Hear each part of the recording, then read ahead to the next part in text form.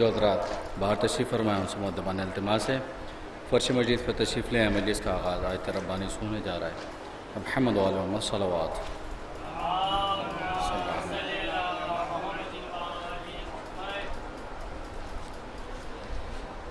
اعوذ باللہ من الشیطان اللعین الرجیم.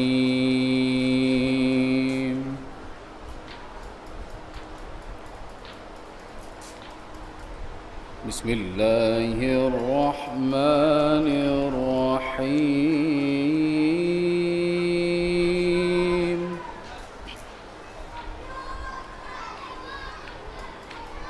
ان اللہ وملائکتہ یصلون علی النبی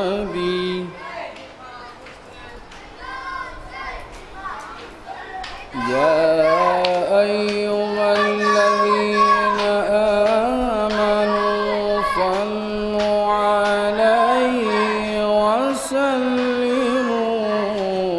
تسلیما.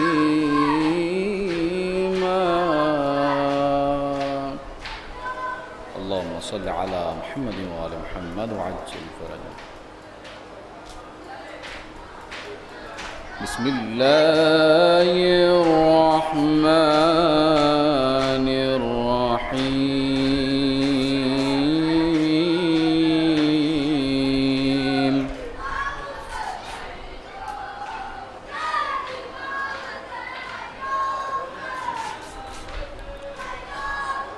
قد سمع اللہ قول التي تجادلك في زوجها وتشتكي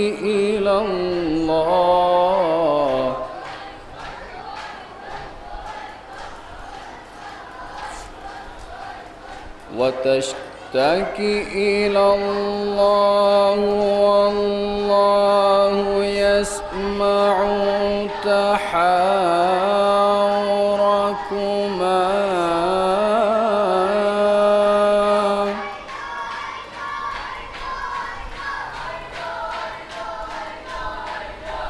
إن الله سميع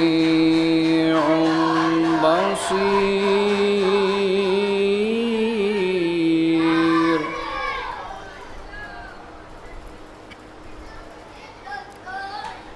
الذين يظاهرون منكم من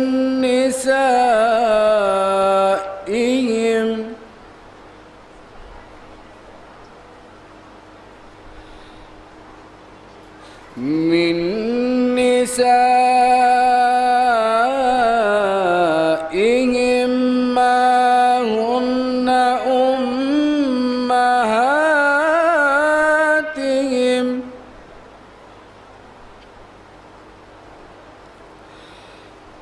إن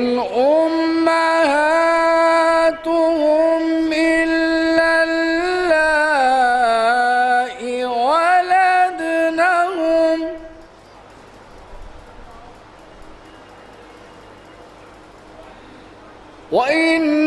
وإنهم ليقولون منكرا من القول وزورا.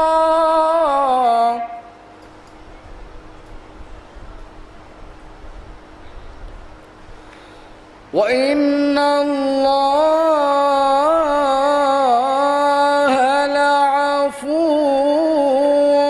غفور.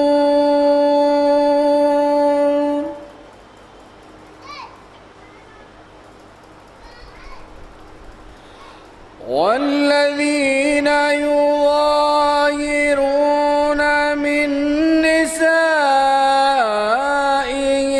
ثم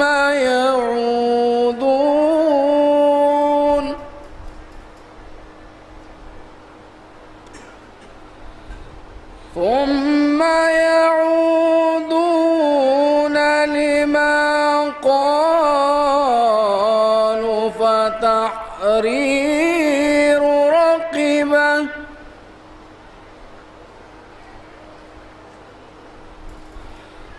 فتحرير رقبة من قبل أن يتماسا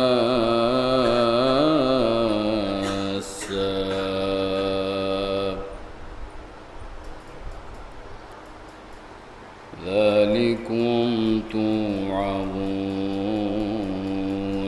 به والله بما تعملون خبير.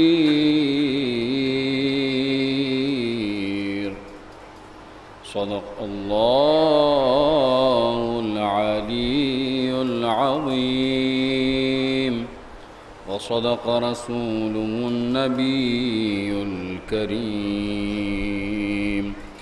اللهم صل وسلم وزد وبارك على رسول الله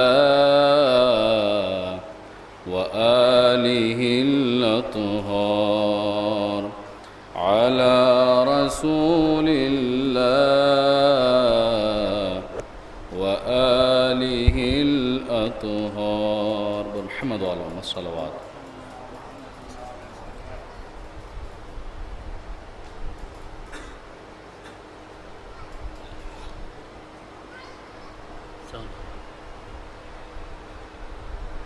ایک نعرہ صلوات.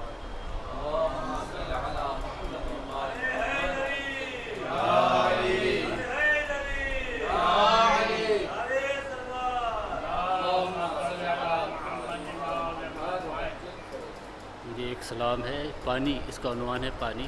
سماعت فرمائیں کہ عروج تشنہ دہانی سے ڈر گیا پانی، عروج تشنہ دہانی سے ڈر گیا پانی، عروج تشنہ دہانی سے ڈر گیا پانی، جری کے خوف سے نیزوں اتر گیا پانی، جری کے خوف سے نیزوں اتر گیا پانی، اور کوئی سمجھ نہیں پایا کدھر گیا پانی، کوئی سمجھ نہیں پایا کدھر گیا پانی، کوئی سمجھ نہیں پایا کدھر گیا پانی، کہاں ہواؤں نے شاید گزر گیا پانی،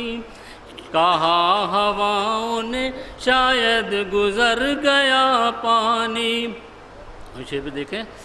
غم حسین میں دریا جو آنسوؤں کے بہے، غم حسین میں دریا جو آنسوؤں کے بہے، سمندروں کو بھی نمکین کر گیا پانی، سمندروں کو بھی نمکین کر گیا پانی، اور خیام شاہ سے آتی ہے العطش کی صدا، خیام شاہ سے آتی ہے العطش کی صدا، یہ آسمان پہ بھی لے کے قبر گیا پانی، یہ آسمان پہ بھی لے کر قبر گیا پانی، اور چھدی جو مشق تو تپتی ہوئی زمیں پہ گرا، چھدی جو مشق تو تپتی ہوئی زمیں پہ گرا، پھر اس کے بعد تو لمحوں میں مر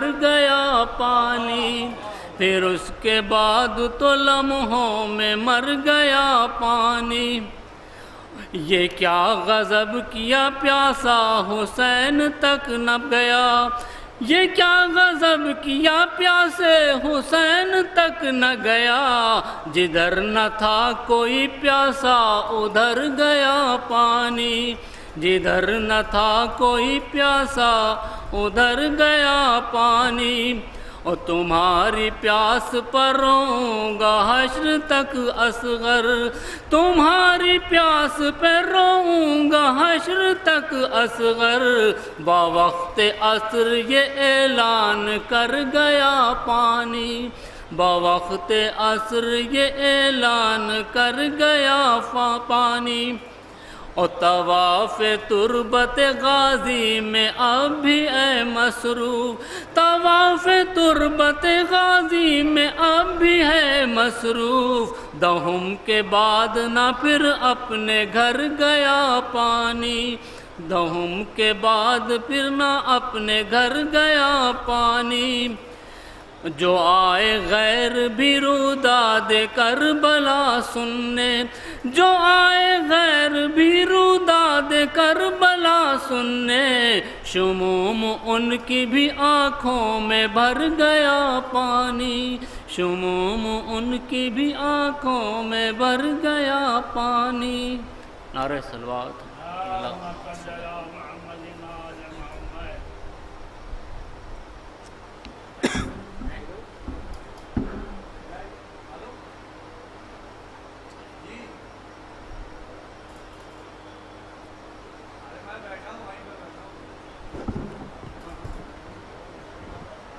ایک سلوات بھی جناب حضرات۔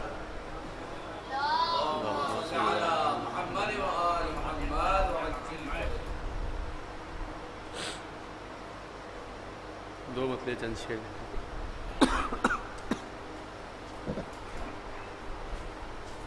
لوگ جو مجلس سرور میں ملا کرتے ہیں، لوگ جو مجلس سرور میں ملا کرتے ہیں، لوگ جو مجلس سرور میں ملا کرتے ہیں، غیر بھی ہوں تو وہ اپنے سے لگا کرتے ہیں، غیر بھی ہوں تو وہ اپنے سے لگا کرتے ہیں، پیچھے بس آل محمد کے چلا کرتے ہیں، پیچھے بس آل محمد کے چلا کرتے ہیں، اے غیروں کو کہاں راہنما کرتے ہیں۔ صلوات بجائے حضرات، اللہم صلی علی محمد وآل محمد راہنما کرتے ہیں۔ اور شعر دیکھیں، یہاں دیکھیں، کبھی دیکھا نہیں جن لوگوں نے شے کا روضہ،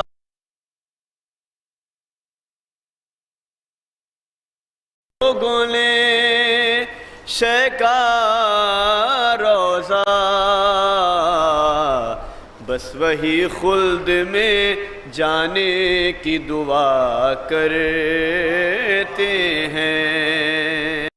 اور یہ شعر دیکھیں، فرش غم آپ کا گھر گھر میں بچھانے والے، فرش غم آپ کا گھر گھر میں بچھانے والے،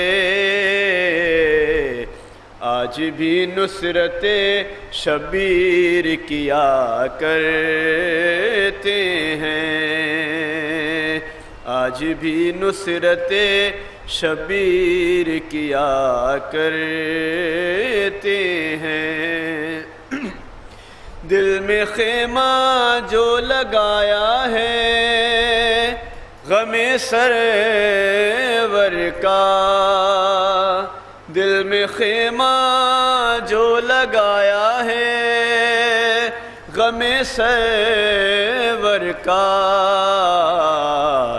روئے روئے کو یوں مصروف ازا کرتے ہیں. اور سب شعر چھوڑتے ہوئے وقت آئے کہ کون ہے ان کے سوا مدح کے لائق فرقان, کون ہے ان کے سوا مدح کے لائق فرقان. ہم تو بس آل محمد کی ثنا کرتے ہیں, ہم تو بس آل محمد کی ثنا کرتے ہیں.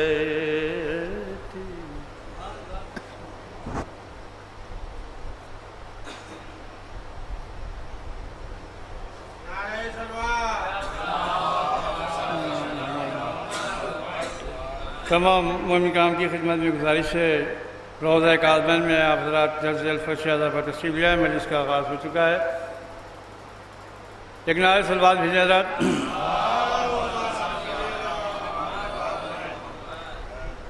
صدا یہ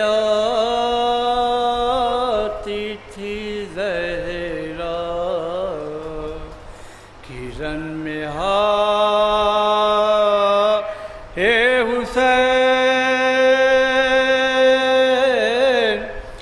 صدا یہ آتی تھی زہرا کرن میں ہے حسین پڑا ہے خاک پہ مقتل میں سر کٹا حسین صدا یہ آتی تھی زہرا کرن میں اے حسین تجھے لعینوں نے پیاسا شہید کر ڈالا دیا نہ قطرہ بھی پانی کا تجھ کو ہے حسین پڑا ہے خاک پر زہرا کے قلب کا ٹکڑا جگر پہ اپنے بہتر کے زخم کھا حسین فرس گر کے کیا سد خدا قدیر چلا گلے پہ جو خنجر تو مسکرا حسین گھرے تھے آدم اس طرح سرور تلاش کرتی تھی زینب نظر نہ حسین جوان لال کے سینے سے کھینچ لی برچی ذرا بھی ہاتھ تمہارے نہ تھرتھرا حسین منہ اپنا پھیر کے موجے فرات کی روئیں جب اپنی گود میں اصغر قرآن ملا اے حسین ختم افجار کی امام نے کر دی تو اپنے ہاتھوں سے چھوئے جرین پا اے حسین ہزاروں مشکلیں تجھ پہ پڑی مگر پرویز جہاں بھی تم نے پکارا مدد کو آ اے حسین صدائے آتی تھی زہرا کرن میں اے حسین پڑا ہے خاک پہ مقتل میں سر کٹا اے حسین یا حسین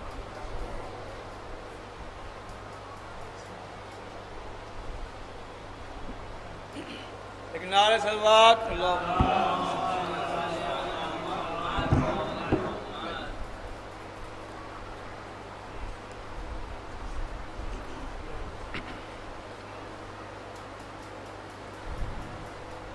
سنائی کس نے یہ زندہ میں لوری سکینہ سو رہی ہے سنائی کس نے یہ زندہ میں لوری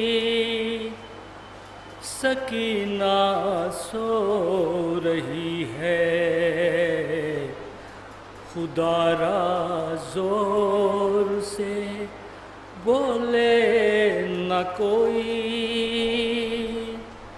سکینہ سو رہی ہے کہا بانوں نے اٹھو شاہزادی ہوئی کیا بات جو مادر سے روٹھی اٹھو بابا کا سر آیا ہے بی بی اٹھو بابا کا سر آیا ہے بی بی مگر زندان کی ہر دیوار بولی سکینہ سو رہی ہے سنائی کس نے تمہارے گوشوارے مل گئے ہیں در زندان سارے کھل گئے ہیں رہائی مل گئی جاتی ہوں گھر کو رہائی مل گئی جاتی ہوں گھر کو مگر سجاد کی آواز آئی سکینہ سو رہی ہے سنائی کس نے ہوئے جب شام کے سائے بھی گہرے پرندے چہچہاتے جا رہے تھے کہا بانوں نے اڑتے پرندوں کہا بانوں نے اے اڑتے پرندوں صدائیں روک لو کچھ دیر اپنی سکینہ سو رہی ہے، سنائی کس نے؟ بنانے قبر جب سجاد اٹھے تو وہ نعت علی دہرا رہے تھے، بندھے ہاتھوں سے چاہا قبر کھودے، بندھے ہاتھوں سے چاہا قبر کھودے، اچانک پاؤں کی زنجیر بولی، سکینہ سو رہی ہے، سنائی کس نے؟ نب مارے گا کوئی بھی تماچے، نہ ہوں گے پھر سے یہ رخسار نیلے، ارے گلا باندھا نہ جائے گا رسن میں، گلا باندھا نہ جائے گا رسن میں، جو آیا شمر تو اس سے کہوں گی، سکینہ سو رہی ہے، سنائی کس نے؟ ادب کی جا ہے یہ ریحان دیکھو، بلند آواز میں ہرگز نہ بولو، یہاں تو فاتحہ بھی دھیر پڑھنا، یہاں تو فاتحہ بھی دھیر پڑھنا، یہاں آواز ہو جائے نہ اونچی، سکینہ سو رہی ہے، سنائی کس نے؟ یہ زندہ ملوری، سکینہ سو رہی ہے۔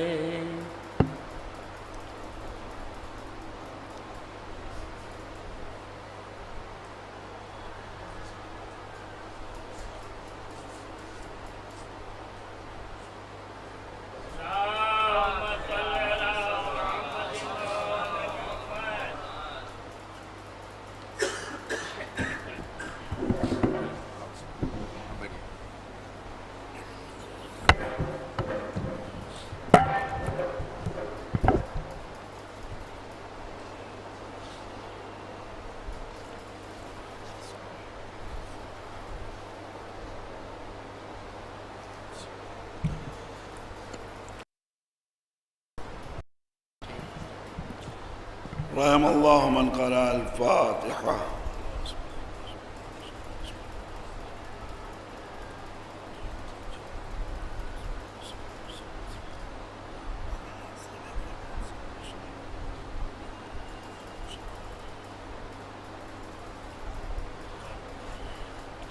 گزارش ہے ایک بار سورہ حمد و 3 بار سورہ اخلاص کی تلاوت فرما کر مرحومہ رانی رضوی بنت شبیر حسین صاحب کی روح کو اصالہ ثواب فرمائے۔ اللہم صلی علی محمد وعلی محمد صلی علی محمد وعلی محمد اللہم صلی علی محمد وعلی محمد۔ بسم اللہ الرحمن الرحیم الحمد للہ رب العالمین الرحمن الرحیم مالک یوم الدین ایاک نعبد و ایاک نستعین اهدنا الصراط المستقیم صراط الذین انعمت علیہم غیر المغضوب علیہم ولا الضالین۔ بسم اللہ الرحمن الرحیم قل هو اللہ احد اللہ الصمد لم یلد ولم یولد ولم یکن له کفوا احد۔ بسم اللہ الرحمن الرحیم قل هو اللہ احد اللہ الصمد لم یلد ولم یولد ولم یکن له کفوا احد۔ بسم اللہ الرحمن الرحیم قل هو اللہ احد اللہ الصمد لم یلد ولم یولد ولم یکن له کفوا احد۔ اللہم صلی علی محمد وعلی محمد اللہم صلی علی محمد وعلی محمد۔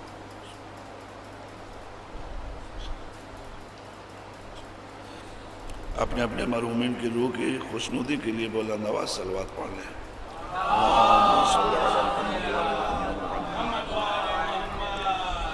لا حول ولا قوة إلا بالله العلي العظيم۔ أعوذ بالله السميع العليم من الشيطان اللعين الرجيم۔ بسم الله الرحمن الرحيم۔ رب اشرح لي صدري ويسر لي أمري واحلل عقدة من لساني يفقهوا قولي۔ الحمد لله الواحد الأحد الفرد الصمد ذي الجلال والإكرام، ذي القوة المتين كما هو أهله ومستحقه، والصلاة والسلام والتحية والإكرام على مولانا وسيدنا وشفيع ذنوبنا وطبيب نفوسنا وحبيب قلوبنا مولى الكونين جد الحسن والحسين أبي القاسم محمد وعلى بيته الطيبين الطاهرين المعصومين المظلومين المقتولين، واللعنة الدائمة الباقية على أعدائهم وقتلتهم وغاصب حقوقهم ومنكر فضائلهم أجمعين من ليلتنا هذه إلى صباح يوم الدين. أما بعد، فقد قال المعصوم عليه الصلاة والسلام: لو لم يخفف الله الناس بجنة ونار لوجب عليهم أن يطيعوه ولا يعصوا لتفضلهم عليهم۔ صلوات پڑھیں محمد وآل محمد۔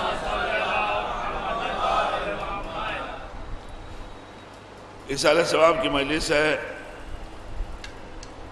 اور ایک مومنہ کے اِیصال ثواب کی مجلس ہے۔ انشاءاللہ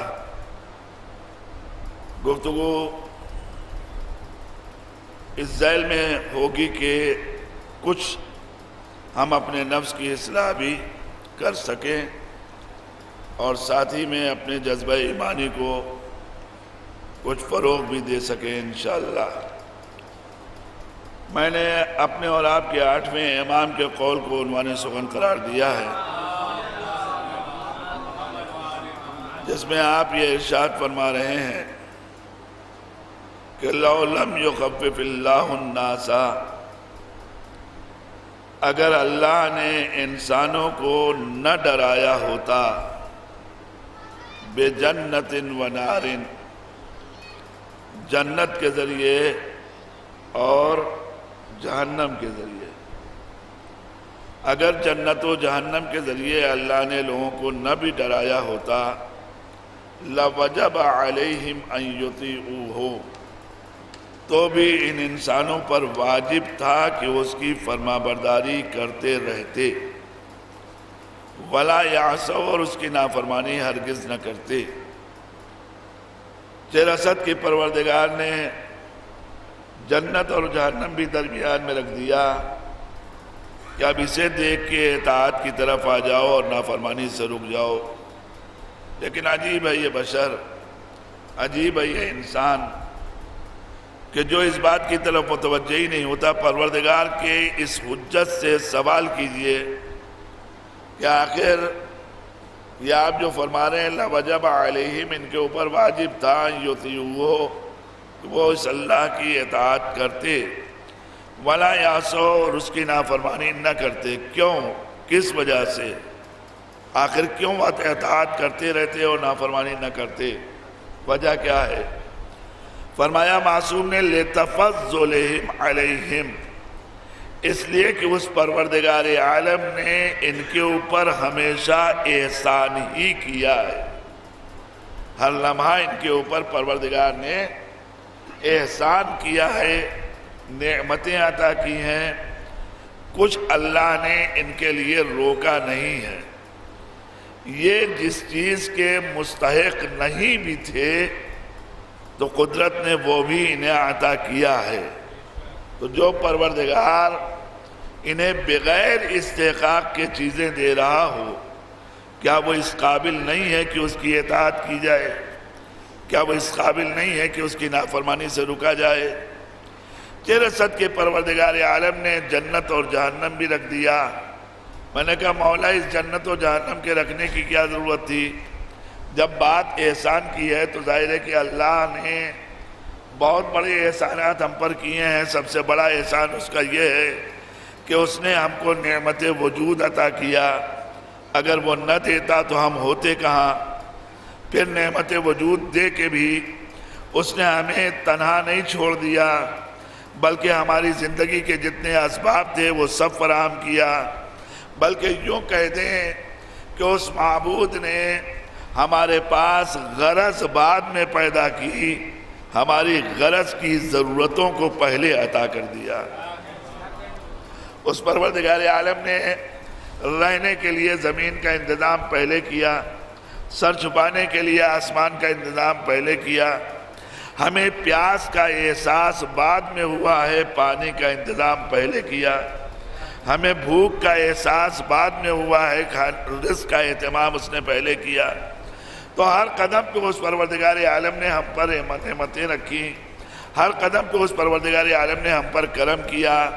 اور کرم کرنے والا معبود جب کرم کی منزلوں میں آتا ہے تو یہ آواز دیتا ہے کہ اتنا بڑا کرم تو ہم نے تم پر پہلے ہی کیا کہ تمہیں اپنی تمام مخلوقات میں اتنی ممتاز مخلوق قرار دیا ہے کہ کائنات کی کسی مخلوق کا ہم نے قصیدہ نہیں پڑھا، تمہیں بنا کے ہم نے قصیدہ پڑھا ہے۔ ہم نے اس انسان کو جب پیدا کیا تو ہم نے اس انسان کی تخلیق کے اوپر اپنے احسن خالق ہونے کا قصیدہ پڑھا، ورنہ اتنی خوبصورت چیزیں ہم نے پیدا کی۔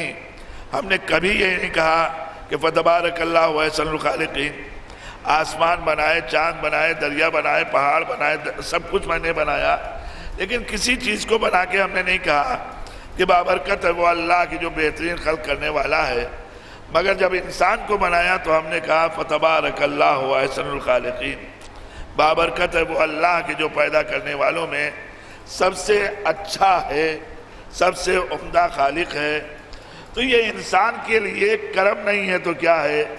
یہ انسان کے لیے فضیلت نہیں ہے تو کیا ہے؟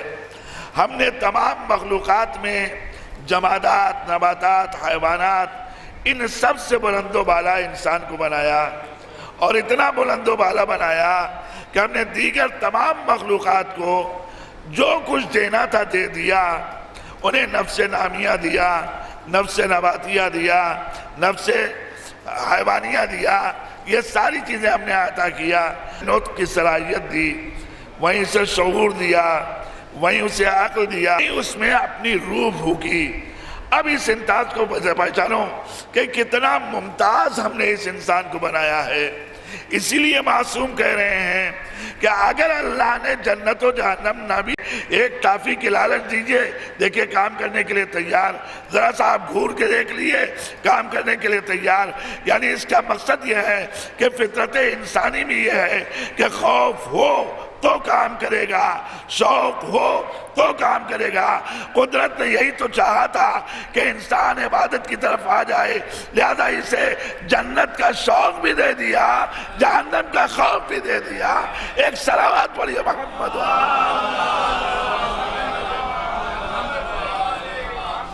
قدرت نے جنت کے شوق بھی دے دیا، جہنم کا خوف بھی دے دیا کہ اب تو یہ عبادت کرے، اب تو یہ اطاعت کرے، اب تو یہ ہماری بارگاہ میں آ جائے۔ اسی لیے اس کے سامنے رکھا کہ اگر یہ کام کرو گے تو جنت ہے، یہ کام کرو گے تو جہنم ہے۔ یہ ساری چیزیں ہمارے سامنے رکھی گئی صرف اس لیے کہ پروردگار چاہتا ہے جذبہ شوق بھی بیدار رہے اور جذبہ خوف بھی بیدار رہے۔ جب یہ دونوں چیزیں رہیں گی تو ایک جملہ یاد رکھیے گا، نہ انسان کمی کا شکار ہوگا نہ زیادتی کا شکار ہوگا۔ کمی اور زیادتی کب آتی ہے؟ جب شوق زیادہ بڑھ جائے تو انسان بدل جاتا ہے، یا خوف زیادہ بڑھ جائے تو انسان بدل جاتا ہے۔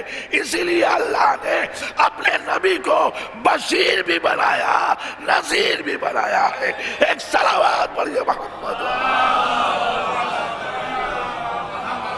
اللہ نے اسی لیے بشیر بھی بنایا ہے اور نذیر بھی بنایا ہے تاکہ انسان ڈرے بھی اور انسان شوق میں بھی کام کرے۔ ان کا کام ہے بشارت دینا، ان کا نام ہے خوشخبری دینا. اب وہ خوشخبریاں کتنی دیتے ہیں، کس طریقے سے دیتے ہیں، یہ آپ کے سامنے موجود ہے کہ قدم قدم پہ ائمہ معصومین نے ہر عمل کے لیے بشارتیں ہمارے سامنے رکھی، اور ہر عمل پہ ہمیں ڈرایا بھی ہے، ہمیں سمجھایا بھی ہے کہ یہ کرو گے تو یہ نقصان ہے، یہ کرو گے تو یہ نقصان ہے، یہ کرو گے تو یہ ضرر ہے، اور یہ کرو گے تو یہ فائدہ ہے. ہر قدم کے اوپر ہمارے سامنے یہ چیزیں رکھی ہیں، اور رکھ کے اس قدرت نے آواز دی کہ یاد رکھو. اس کے بعد بھی ہم تمہیں بتا رہے ہیں ہم نے اتنی نعمتوں کے ساتھ تمہیں اس دنیا میں بھیج دیا ہے. بہت توجہ، ہم نے اتنی نعمتوں کے ساتھ تمہیں اس دنیا میں بھیج دیا ہے، مگر یاد رکھنا ہم نے دنیا کے لیے نہیں بھیجا ہے بلکہ اپنی بارگاہ میں آنے کے لیے بھیجا ہے. ہم نے اس دنیا میں تمہیں بھیجا ہے مگر دنیا کے لیے نہیں بھیجا ہے. یہی وجہ ہے کہ اس کائنات میں پروردگار عالم نے انسان کی عمریں جو رکھی ہیں کسی کو معین نہیں کیا کہ وہ کتنے دن رہے گا، کتنے دن زندہ رہے گا، کب تک زندہ رہے گا. نہیں، ایک عمر اس نے دے دی ہے، جتنا اس کے اندر اس کی مشیت میں ہے اتنی عمر عطا کیا. یہی وجہ ہے کوئی بچپنے میں چلا گیا، کوئی جوانی میں چلا گیا، کوئی بڑھاپے میں جا رہا ہے. یہ روز روز ہمارے سامنے لوگوں کا آنا اور جانا یہ خود بتا رہا ہے کہ ہم تمہیں دنیائے اعتبار میں دیکھنا چاہتے ہیں، دنیائے شک میں نہیں دیکھنا چاہتے ہیں. ہم تمہیں مشکوک نہیں دیکھنا چاہتے، ہم تمہیں چاہتے ہیں دنیا اعتبار میں ہو، تمہارے پاس یقین کی قوت ہو، تمہارے پاس یقین کی صلاحیت ہو. یہ روزانہ ہمارے سامنے جو سلسلہ لگا ہوا ہے، آپ دیکھیں کبھی تو ہم اس سے عبرت لیں لیکن ہم عبرت نہیں لیتے. ہمیں پتہ ہے کہ ایک دن جانا ہے، ہمیں پتہ ہے کہ ایک دن مرنا ہے، ہمیں معلوم ہے کہ ایک دن اللہ کی بارگاہ میں جانا ہے، مگر آج تک ہم نے یہ نہیں سوچا اللہ کی بارگاہ میں جانا مسئلہ نہیں ہے. مسئلہ یہ ہے کس منہ سے جایا جائے، کس انداز میں جایا جائے. اللہ کی بارگاہ میں جانا کیا نہیں ہے، تو جانا تو سب کو ہے. آپ ہر انسان سے پوچھے وہ یہی کہے گا کہ ایک نہ ایک دن مرنا ہے، ایک نہ ایک دن جانا ہے. تو جانا مسئلہ نہیں ہے، مسئلہ یہ کیسے جائیں. اب دیکھیں یہاں تک میں لے کے آیا آپ کو، کیسے جائیں یہ ہے مرحلہ. بہت توجہ، یہ ہے مرحلہ کیسے جائیں. تو ایک فقرہ میں کہہ کے گزر جاتا ہوں، اور وہ یہ کہ کم سے کم جیسا بھیجا تھا ویسے چلے جائیں. نہیں آپ غور کیے، جملہ کہہ دینا آسان ہے لیکن اسے سمجھنا ہے ہمیں. جیسا بھیجا تھا ویسے چلے جائیں، ہے نا. کم سے کم عقل یہی کہتی ہے جیسی اس کی بارگاہ سے آئے ہیں اسی انداز میں چلے جائیں، ہے نا. تو اب جب بھیجا تھا اس نے تو کیسا بھیجا تھا؟ اس روئے عرض پہ ہمیں بھیجا، اس زمین کے اوپر جو ہمیں بھیجا، ماؤں کی آغوش میں جو ہمیں بھیجا تو کیسا بھیجا. اب آپ فطرت سے نزدیک گفتگو کر رہا ہوں، کہیں باہر نہیں. ماؤں کی آغوش میں جب ہمیں بھیجا تو کچھ عرصہ ایسا تھا کہ ہم جدھر سے گزرے جملہ یہ آیا بڑا معصوم ہے. آتا یہ جملہ کہ نہیں؟ بچوں کو دیکھیے آپ کیا کہتے ہیں، آپ بڑا معصوم ہے، بڑا معصوم ہے، بڑا معصوم ہے. یعنی کیا مطلب؟ قدرت نے جب زمین پہ بھیجا تو اس عالم میں بھیجا کہ ہمارے دامن کردار پہ کسی طریقے کا کوئی عیب نہیں تھا. ہمارے دامن کردار پہ کوئی دھبا نہیں تھا، ہمارے پاس کوئی گناہ نہیں تھا، ہمارے پاس کوئی عصیان نہیں تھا، ہمارے پاس کوئی نافرمانی نہیں تھی. لیکن اس دنیا میں آئے، اب آنے کے بعد جب عمریں گزارنی شروع کی، کچھ مدت گزر گئی تو ایک گناہوں کا انبار ہو گیا، ایک غلطیوں کا انبار ہو گیا، ایک خطاؤں کا انبار ہو گیا. یہ خطاؤں کا بوجھ ہے، یہ گناہوں کا انبار ہے. اب ہم ویسے کیسے جائیں جیسا خدا نے بھیجا. بہت توجہ، جیسا خدا نے بھیجا ویسے کیسے جائیں، کس انداز سے جائیں. اے میرے پروردگار، اب تو ہمارا دامن کردار اتنا داغدار ہو گیا ہے کہ اگر احساس کر لے تو ہمیں بھی شرم آتی ہے، ہمیں بھی عجیب سا لگتا ہے. اتنے گناہ ہو چکے ہیں، اب ہم کیسے جائیں؟ اس نے آواز دی ہے میرے بندے توبہ کر لے، میری بارگاہ میں آ جا۔ اگر توبہ کر کے آ گیا تو وہ ایسا ہوگا جیسے ماں کے باطن سے پیدا ہوا ہے۔ ایک صلوات توجہ ہے نا، توبہ کر کے آ جا۔ وہ بخشنے والا ہے، وہ غفور ہے، وہ رحیم ہے، وہ تجھے بخش دے گا۔ تو توبہ کر کے آ، بارگاہ احدیت میں توبہ کر کے آ۔ توجہ، بارگاہ احدیت میں توبہ کر کے آ۔ یہ توبہ کرتا کیا ہے؟ توبہ کا کام کیا ہے؟ بس ایک ذرا سی توجہ اپنے نوجوان بھائیوں کی خالی چاہتا ہوں تاکہ وہ جلدی سے اس منزل تک پہنچ جائیں۔ توبہ کا کام کیا ہے؟ توبہ کرتا کیا ہے؟ یاد رکھنا توبہ کا کام کیا ہے۔ اگر اسے سمجھنا ہے تو آؤ ہم بتائیں کہاں۔ ایک منزل ہے جہاں ایک معصوم نبی بھی چلا جا رہا ہے اور اس کے ساتھ اس کا ایک حواری بھی چلا جا رہا ہے، دونوں پانی کے اوپر چل رہے ہیں، دونوں پانی کے اوپر چل رہے ہیں۔ جناب عیسیٰ بھی ان کا حواری بھی، یہ دونوں پانی پہ چل رہے ہیں۔ چلنے والا نبی کے پیچھے پیچھے چل رہا ہے۔ جو کچھ قدم آگے بڑھنے کے بعد اس کے ذہن میں ایک خیال پیدا ہوا، ھذا عیسیٰ یمشی علی الماء وانا امشی، یہ عیسیٰ ہیں، روح اللہ ہیں، یہ پانی پہ چل رہے ہیں اور میں بھی پانی پہ چل رہا ہوں۔ توجہ کیے، میں بھی پانی پہ چل رہا ہوں۔ جیسے ہی یہ احساس پیدا ہوا، پانی نے قدموں کو جکڑا اور جکڑ کے اب ڈبونا شروع کیا۔ وہ ڈوبتا جا رہا ہے، ڈوبتا جا رہا ہے، عیسیٰ چلے جا رہے ہیں، یہاں تک کہ پانی گلے تک پہنچا۔ جب گلے تک پہنچا تو اسے احساس پیدا ہوا، یہ میں نے کیا کیا؟ میں نے نبوت سے برابری کر لی۔ فوراً توبہ کیا، ادھر توبہ کیا، جس سطح سے ڈوبا تھا اسی سطح پہ آگے کھڑا ہو گیا۔ اب سمجھ میں آیا، توبہ جہاں سے انسان گرتا ہے وہی لا کے کھڑا کر دیتا ہے۔ ایک صلوات تو جو ہے نا، توبہ کیا کام کرتا ہے؟ جہاں سے جس سطح سے انسان گرتا ہے اسی سطح پہ لا کے توبہ کھڑا کر دیتا ہے۔ دیکھیں اس نے توبہ کیا دل میں، احساس شرمندگی کے ساتھ، احساس ندامت کے ساتھ۔ ایک بات تو سمجھ میں آ گئی، ایک بات تو سمجھ میں آ گئی اس واقعے سے کہ کائنات میں وہ انسان ہمیشہ ڈوب جائے گا جو اپنے نبی سے برابری کا تصور پیدا کر لے، جو اپنے نبی سے برابری کا تصور پیدا کر لے۔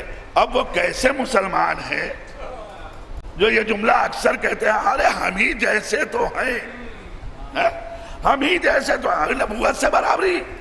حالانکہ خدا کہہ رہا ہے کہ ہم نے کہلوایا ہے کہ تم تمہارے جیسے بشر ہیں، مگر فرق یہ ہے کہ تم پر وحی نہیں آتی، ہم پر وحی نازل ہوتی ہے۔ یہ فرق بھی رکھا، مگر اس کے باوجود یہ برابری کا دعویٰ۔ دیکھیں آپ غور کیے تو ہمیں مرنا ہے، یہ بات طے ہے۔ تو کیسے مرے؟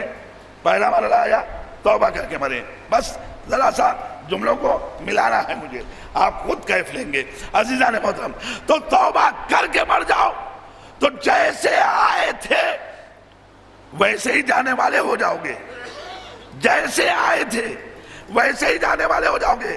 ہمارا کروڑوں سلام ہو ان لوگوں پہ جن کے دلوں میں محبت اہل بیت جاگزی ہو گئی۔ جملہ پھر سنیے گا، ہمارا کروڑوں سلام ہو ان لوگوں پہ جن کے دل میں محبت اہل بیت آ گئی۔ کیوں؟ اس لیے کہ نبی کہہ کے چلے گئے کہ جو محبت اہل بیت پہ مر جائے وہ توبہ کیا ہوا مرتا ہے۔ بھائی سنی ہوئی حدیث ہے نا، من مات علی حب آل محمد ماتا طائبہ، جو آل محمد کی محبت پر مر جائے وہ توبہ کیا ہوا مرتا ہے۔ غور کیجئے گا کیا جملہ ہے، من مات علی حب آل محمد، جو محبت اہل بیت پر مر جائے وہ کیسا ہوتا ہے؟ ماتا طائبہ، وہ ایسا مرتا ہے جیسے اس نے توبہ کیا ہوا ہے۔ ارے اب آپ بھی اس کے بعد اگر نہ سوچیں گے تو کون وہاں سوچنے کا ملے گا؟ کیا کہنا، محبت اہل بیت یہ کتنی بڑی دولت ہے کہ ہمیں اس دنیا سے لے جاتی ہے تو طائب بنا کے لے جاتی ہے۔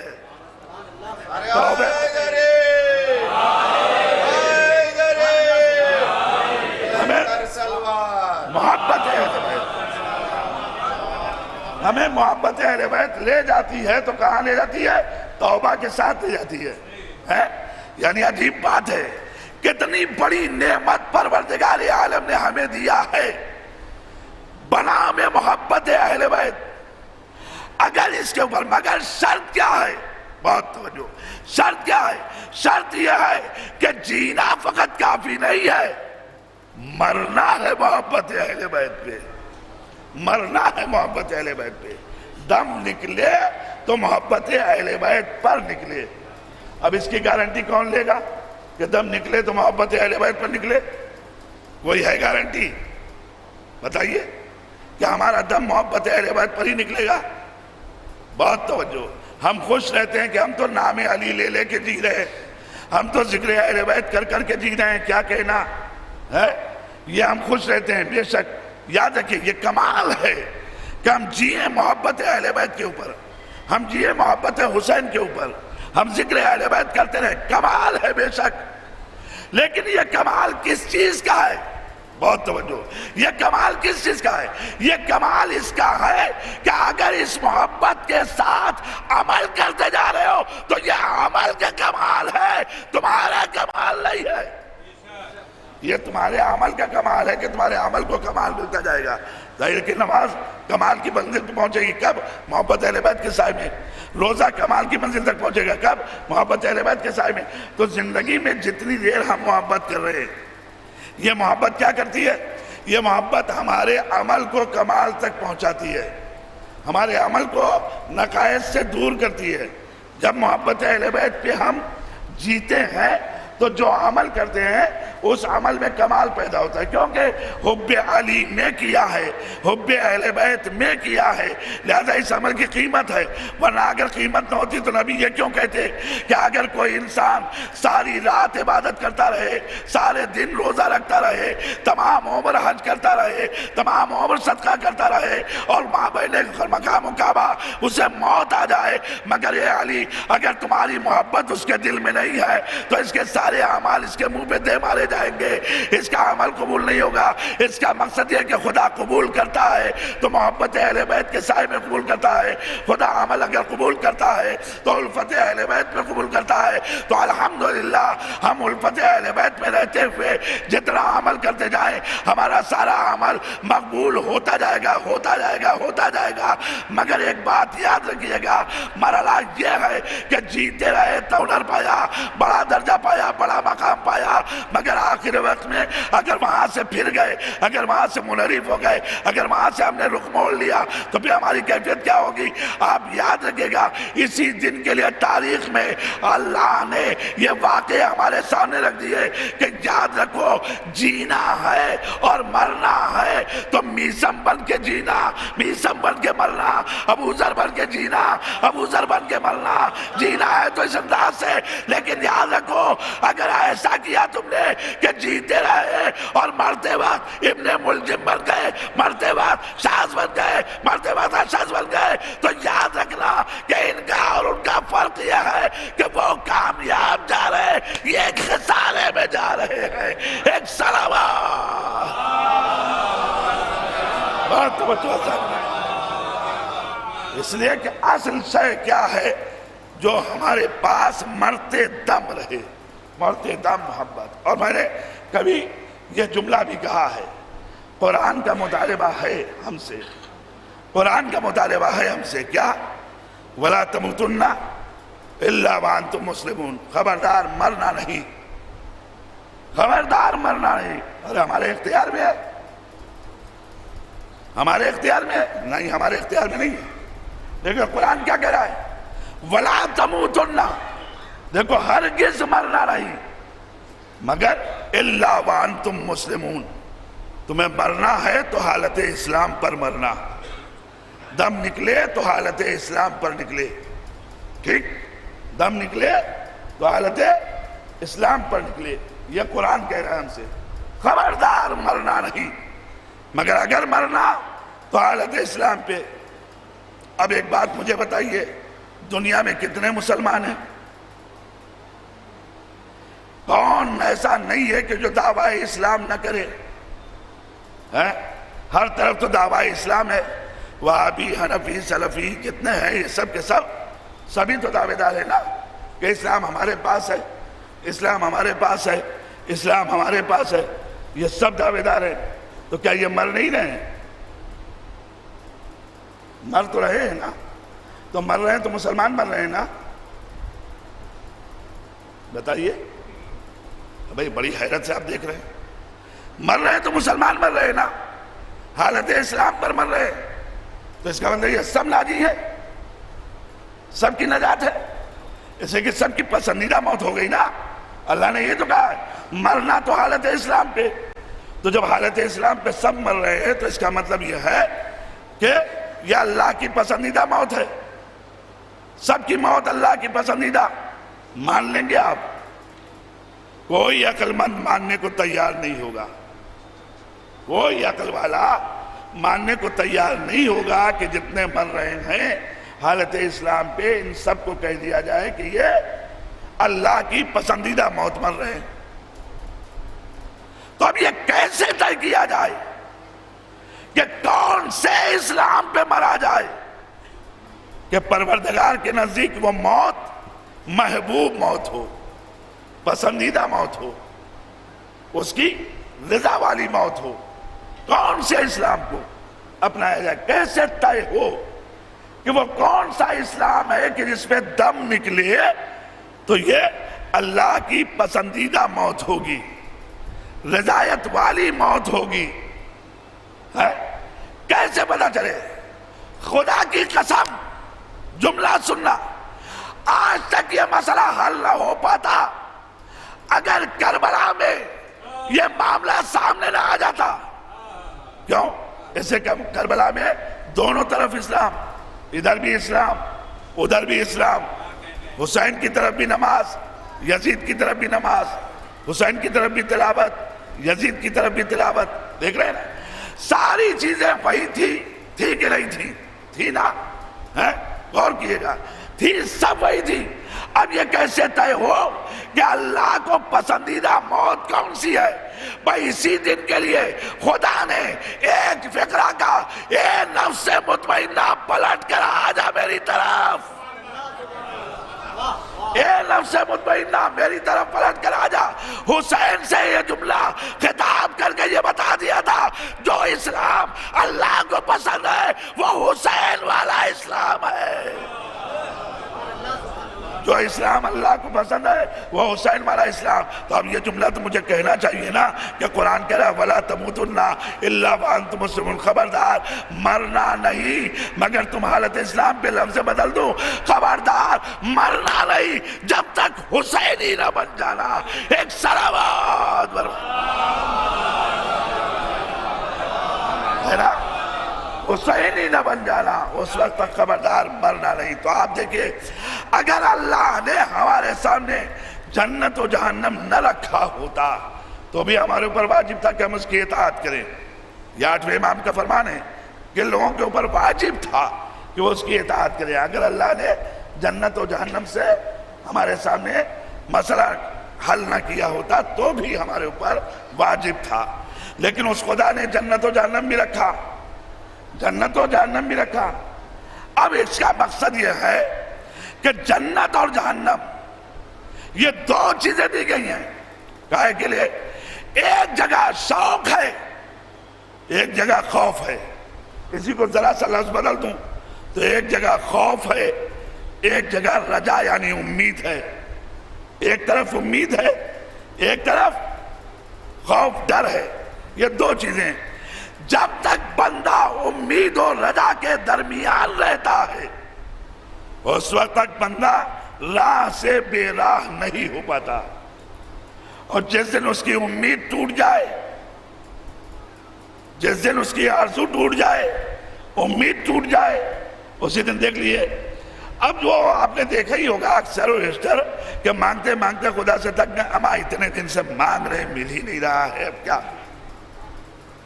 اتنے دن سے مانگ رہے مل ہی نہیں رہا ہے، اب کیا کریں؟ چھوڑو۔ بہت سے لوگ یہی کرتے ہیں کہ وہ کہتے ہیں ہم آپ چھوڑیے یہ سب چیزیں کچھ ہے نہیں، گھبرا کے کہہ دیتے ہیں یہ سب چیزیں کچھ ہے نہیں۔ امید ٹوٹ جائے تو انسان کے بہکنے کے امکان ہوتے ہیں۔ لفظ ذرا سا اس کو رکھ دوں امید ٹوٹ گئی، اس کا مطلب کہ حاجت مند انسان رہ گیا۔ اور قرآن حدیث کا جملہ ہے کاد الفقر ان یکون کفرا، حاجتیں انسان کو کفر تک پہنچا دیتی ہیں، آرزویں انسان کو کفر تک پہنچا دیتی ہیں۔ لہذا بہت سی آرزویں ایسی ہیں کہ جس کو انسان کو دامن بچانا چاہیے۔ بہرحال ادھر مجھے جانا نہیں ہے۔ ایک منزل یہ ہوتی ہے، ایک منزل خوف۔ اب مولانا صاحب بیٹھ گئے، اما یہ نہ کیا جہنم، یہ نہ کیا جہنم، یہ نہ کیا جہنم، یہ نہ کیا جہنم، ہر قدم پہ جہنم جہنم جہنم جہنم۔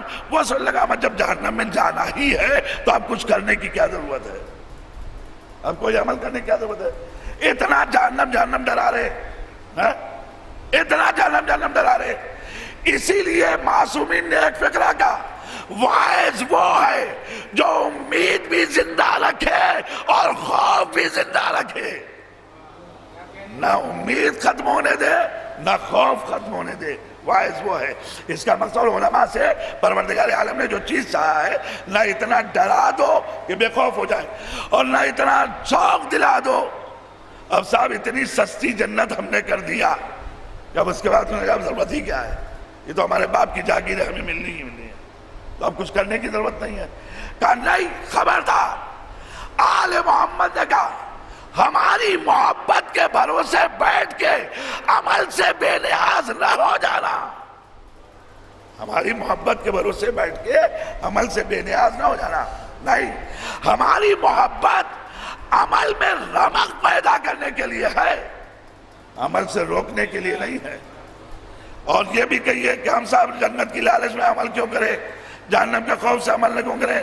جتنے بشر ہیں دنیا کے، ہر بشر کا خاصہ یہی ہے، کوئی بشر اس سے بچا نہیں ہے سوائے ان کے کہ جو بشر کی شکل میں بھیجے گئے ہیں، بشر نہیں ہیں، بشر کی شکل میں بھیجے گئے ہیں۔ ان کی کیفیت یہ ہے کہ انہوں نے آواز دیا، اے میرے پروردگار، میں نے تجھے نہ جنت کے خوف میں عبادت کی ہے، نہ جنت کے شوق میں، نہ جہنم کے خوف میں، بلکہ تجھے مستحق عبادت سمجھا ہے، اس لیے تیری عبادت کی۔ کس نے کہا؟ میرے مولا علی مرتضیٰ نے۔ انہوں نے کہا ہے کہ اے میرے پروردگار، میں نے نہ جنت کے شوق میں عبادت کیا، نہ جہنم کے خوف سے عبادت کیا، بلکہ تجھے مستحق عبادت سمجھا ہے، اس لیے عبادت کیا۔ مگر ہمارے اندر یہ صلاحیت کہاں ہے کہ ہم یہ کہیں کہ مستحق عبادت، اس لیے کہ ہم نے ابھی کما حق ہو اس کا عرفان ہی کا حاصل کیا ہے کہ اسے مستحق عبادت سمجھ کے ہم عبادت کریں گے۔ ہم مستحق عبادت سمجھ کے عبادت کر لیں، بہت بڑا کمال ہے اگر یہاں تک ہم پہنچ جائیں، لیکن انسان مطلب ہمارے بس میں نہیں ہے کہ ہم اس کے معرفت کا دعویٰ کر لیں، اس کے عرفان کا دعویٰ کر لیں، اس کے پہچاننے کا دعویٰ کر لیں، اس کی شناخت کا دعویٰ کر لیں۔ بس اسی دن کے لیے میرے آقا حسین نے ایک فارمولہ رکھا تھا، اور وہ فارمولہ یہ رکھا تھا، اللہ نے بندوں کو اس لیے نہیں پیدا کیا کہ وہ اس کی عبادت کرے، بلکہ اس لیے پیدا کیا ہے کہ اس کا عرفان پیدا کرے۔ جتنی معرفت آتی جائے گی اتنی ہی عبادت کا جذبہ ان کے اندر پیدا ہوتا جائے گا۔ ایک صلوات۔ ہمارا کام کیا ہے؟ ہمارا کام یہ ہے اللہ کا عرفان حاصل کریں، اور اللہ کی معرفت مل نہیں سکتی جب تک ہم اہل بیت کو نہ پہچانیں، جب تک ان کے دروازے پہ نہ آئیں۔ اسی لیے اس نے اپنے صفات کا مظہر بنا کے انہیں بھیجا تھا اس کائنات میں کہ ان کے ذریعے سے ہم تک آؤ، ان کو دیکھتے جاؤ، ہمارا عرفان پیدا ہوتا جائے گا۔ ان کے فضائل دیکھو، ان کے کمالات دیکھو، ان کے ہنر دیکھو، اور اس کا سوچو جو ان کا خالق ہے وہ کیسا ہوگا عرفان کے لیے۔ تو یہ عرفان کے مرحلے میں ہمیں اس منزل پہ لا کے رکھا گیا۔ یہی وجہ ہے کہ میں فقرہ کہا کرتا ہوں کہ ہمارے لیے حکم یہ نہیں ہے کہ ہم اہل بیت کو جانیں، بلکہ حکم یہ ہے کہ اہل بیت کو پہچانیں۔ اہل بیت کو جاننا کافی نہیں ہے، اہل بیت کو پہچاننا، دونوں میں فرق پہچانیے گا۔ جاننے کے لیے کتنے ایسے ہیں جو نہیں جانتے تھے؟ کیا یزید نہیں جانتا تھا کہ حسین فاطمہ کے بیٹے ہیں؟ جانتا تھا کہ نہیں؟ کیا بسر سعد نہیں جانتا تھا کہ فاطمہ کے بیٹے ہیں، علی کے بیٹے ہیں؟ جانتا تھا، نبی کے نواسے جانتا تھا۔ جاننا اور ہوتا ہے، پہچاننا اور ہوتا ہے۔ اگر پہچان رکھتا تو حر کی طریقے سے اسے کہنا پڑتا کہ اگر عرب کا کوئی بولتا تو میں جواب دیتا، مگر آپ کی ماں فاطمہ ہے۔ میں آپ کے حق میں زبان کیسے کھولوں؟ کیوں؟ اس سے کہ عرفان انسان کو روکتا ہے، عرفان انسان کو روکتا ہے، تو ہم سے معرفت کا تقاضا اسی لیے کیا گیا ہے۔ اب ایک فقرہ یہاں تک لے کے آیا ہوں کہ مزاج میرے مولا نے ہمارا ڈھال دیا، مزاج میرے مولا نے ہمارا ڈھال دیا۔ کیا ڈالا؟ انہوں نے عبادت کی منزل میں کہا اے میرے پروردگار، میں نے تیری عبادت نہ جنت کے شوق میں کیا، نہ جہنم کے خوف سے کیا، بلکہ کس لیے کیا؟ اس لیے کیا کہ تجھے مستحق عبادت پایا ہے۔ یہ کلمہ ہمارا مزاج ڈھال گیا، بہت توجہ، یہ کلمہ ہمارا مزاج ڈھال گیا۔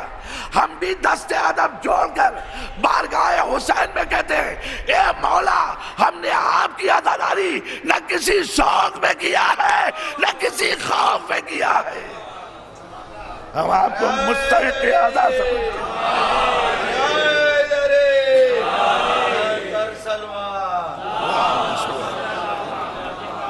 اے مولا، ہم نے آپ کی عزاداری نہ کسی شوق میں کیا ہے نہ کسی خوف میں کیا ہے، بہت توجہ، نہ کسی شوق میں کیا ہے نہ کسی خوف میں کیا ہے، ہم نے آپ کو مستحق عزا سمجھا ہے، مستحق عزا سمجھا ہے، تو ہم نے آپ کو یہ عزاداری کی ہے۔ کائنات کی ساری طاقتیں دیکھ چکی یہ منظر، کیا جس وقت سارا زمانہ ہمارے ملک میں ایک مہاماری سے ڈرتے ہوئے اجتماع سے رکا ہوا تھا، صرف ایک ملت تھی کہ جس نے فرش اعضاء پہ اجتماع کر کے بتایا ہم خوف سے عزاداری نہیں روک سکتے۔ ایک صلوات پر محمد، خوف سے عزاداری نہیں روک سکتے، ڈر سے عزاداری نہیں روک سکتے۔ اور یہی تو ہم آگے بھی کہتے ہیں، ہاتھ کٹا دیں گے مگر زیارت حسین کو جائیں گے، پاؤں کٹا دیں گے مگر زیارت حسین کو جائیں گے، اولاد کو قربان کریں گے مگر زیارت حسین کو جائیں گے۔ کیوں؟ اس سے کہ ہم نے آپ کو اس کا مستحق سمجھا ہے۔ خدا کی قسم، جس قوم کے اندر یہ جذبہ پایا جا رہا ہو کہ وہ اپنے حسین کے لیے اس قدر قربانی پہ آمادہ ہو، یہ ممکن ہی نہیں ہے کہ وہ قوم پھر اللہ کی عبادت سے ایک پل بھی غافل ہو جائے۔ اور اگر غافل ہو رہی ہے، اس کا مطلب اس نے حسین کو مستحق سمجھ کے اس کا ماتم نہیں کیا، حسین کو مستحق سمجھ کے اس کا ماتم نہیں کیا، حسین کو مستحق سمجھ کے اس کی عزاداری نہیں کی۔ میرے دوستوں اور میرے عزیزوں، میرے بزرگوں، آپ کی خدمت میں یہ عرض کر رہا ہوں کہ آج ہمیں اگر اپنی عبادتوں کی آبرو بچانی ہے تو ہمیں عزائے حسین کی آبرو پہ پہلے دھیان دینا ہوگا، عزائے حسین کی آبرو پہ ہمیں پہلے دھیان دینا ہوگا۔ بہت بڑی مصیبت آ گئی ہے اس وقت، بہت بڑی مصیبت آ گئی ہے، اور مصیبت یہ آ گئی ہے کہ ہم اپنے جذبات اور ہوائے نفسانی کی رو میں بہکتے بہکتے اتنے نمائشی بن گئے ہیں کہ عزاداری کو بھی ہم نے نمائش بنا رکھا ہے، عبادت نہیں رہنے دیا ہے۔ بہت معذرت کے ساتھ یہ جملہ کہہ رہا ہوں، لیکن غور کریں آپ تو میں آپ کے دل کی بات کہہ رہا ہوں۔ عزاداری کو بھی ہم نے نمائش بنا رکھا ہے، عزاداری کو بھی ہم نے دکھاوا بنا رکھا ہے، عزاداری کو بھی ہم نے کیا بنا رکھا ہے؟ تماشا بنا رکھا ہے، نعوذ باللہ، تماشا بنا رکھا ہے۔ آپ محسوس کریں کیا کیا ہم کر رہے ہیں، صرف تھوڑی سی شہرت کے چکر میں، تھوڑے سے نام نمود کے چکر میں ہم یہ ساری چیزیں کرنے لگے۔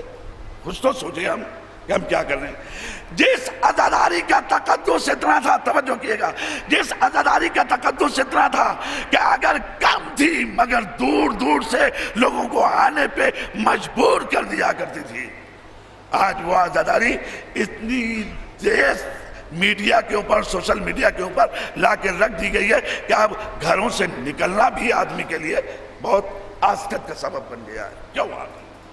کیوں؟ کس لیے؟ اس کی وجہ یہ ہے نا کہ ہم نے استحقاق سمجھ کے اگر حسین کو گریہ کیا ہوتا، حسین کو مستحق سمجھا ہوتا تو یہ بات ہمارے پاس نہیں آتی۔ معاف کیجئے گا اگر آپ کو برا لگ جائے تو میں معذرت چاہتا ہوں اس منبر پہ، مگر بعض کازمین میں بیٹھا ہوا ہوں اور یہاں پر دو امام کی نسبتیں ہیں تو ان کی بارگاہ میں یہ بات کہہ رہا ہوں۔ ان کی بارگاہ میں یہ بات کہہ رہا ہوں، اس لیے کہہ رہا ہوں کہ واقعاً یہ ہمارا فریضہ ہے کہ ہم اس بات کو سمجھیں۔ اور جو کیے حسین کو کیوں رو رہے ہیں؟ حسین کو کیوں رو رہے ہیں؟ حسین کے وعدہ کیوں کر رہے ہیں؟ کہا اس لیے کر رہے ہیں کہ حسین قتل کر دیے گئے۔ تو قتل کر دیے گئے، کس لیے قتل کیے گئے؟ کس وجہ سے قتل کیے گئے؟ منشور کیا تھا؟ مقصد کیا تھا؟ حسین نے قیام کیوں کیا تھا؟ حسین نے انقلاب کیوں کیا تھا؟ امام حسین کربلا میں کیوں آئے تھے؟ امام حسین نے سے زیادہ تو کوئی نہیں بیان کر سکتا نا۔ امام حسین نے مقصد بیان کیا، اُرِیدُ أَنْ آمُرَ بِالْمَعْرُوفِ وَأَنْهَىٰ عَنِ الْمُنکَرِ، میرے قیام کا مقصد یہ ہے اچھائیاں رائج کی جائیں، برائیاں روکی جائیں، ہے نا؟ اگر حسین کا مقصد یہ ہے کہ اچھائیاں عام کی جائیں، برائیاں روکی جائیں، تو ہر حسینی کا مقصد یہی ہونا چاہیے کہ اچھائیاں رائج کرے، برائیوں پہ بندش لگائے۔ ہے کہ نہیں ذمہ داری ہماری؟ ہے؟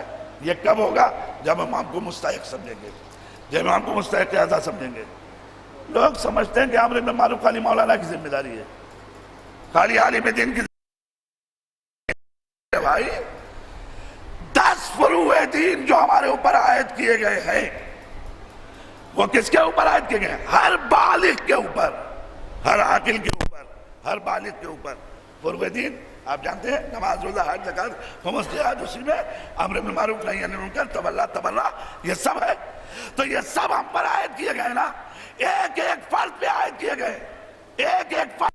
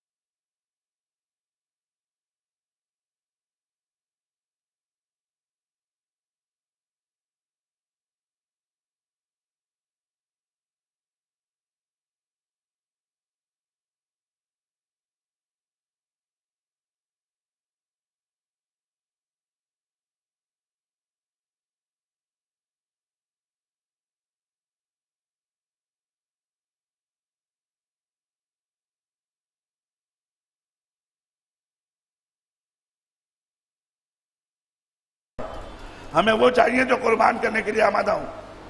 کسی کو ناگہانہ حسین نہیں لے گئے.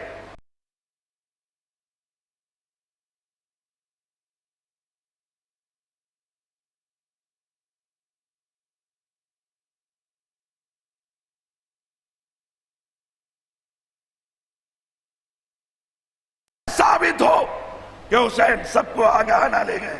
یہ تو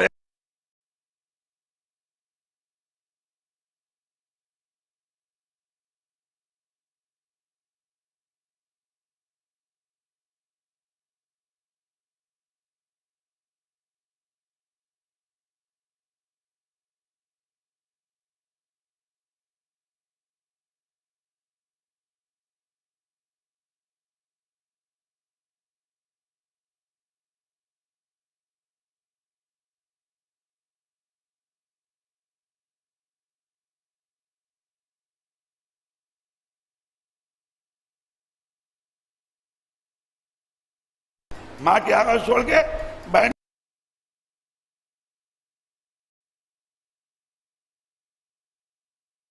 نہیں جاؤں گا. کیوں نہیں جا رہے ولی اصغر؟ ہر بچہ ماں سے عشق رکھتا ہے.